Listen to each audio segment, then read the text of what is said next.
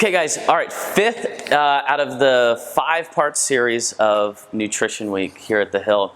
We're gonna talk about the Zone diet. So the Zone diet I really like because it falls within all of our non-negotiable principles that we've had thus far. It fits our recommended energy equation. It fits our macronutrients really well. And it's inclusive of all foods. So I really tend to lean towards Zone as a great option for a lot of people.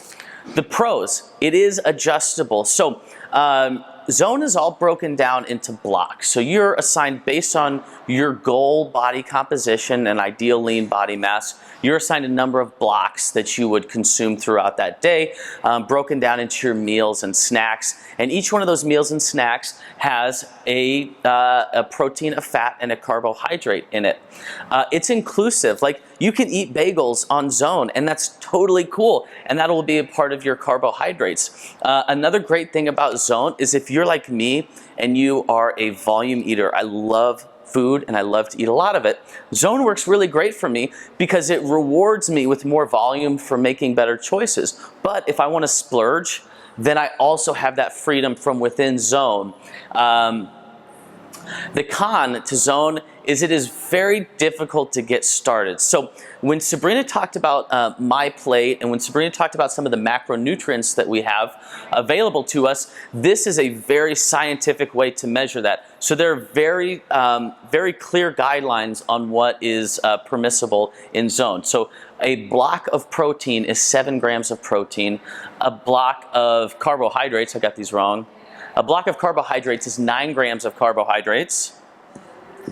And a block of fat is 1.5 grams of fat. And so this all falls within our ratios that we've been talking about, and it works really well. So let me just give you an example of what this looks like. So let's just say broccoli. So if I'm going to choose broccoli as my carbohydrate for that meal, 1 block of that broccoli would be 3 cups.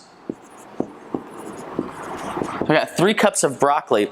Now if I wanted to choose a bagel, I could totally choose a bagel, but I would get 1/4 of that bagel.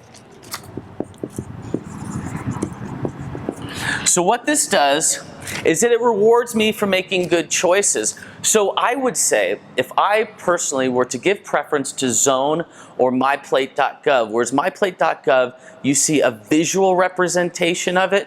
Now, you know, 1 bagel looks like probably what 3 cups of broccoli looks like, but their calorie density is much different.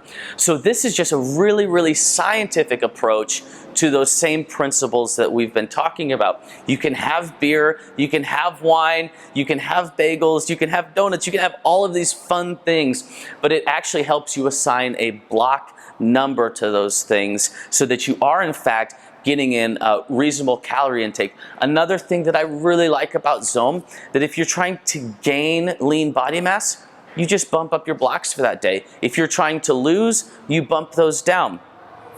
Following this plan is really hard at first, but then you'll get an idea of what your plate looks like, and you'll be able to visualize that broccoli and that bagel, for example, on your plate.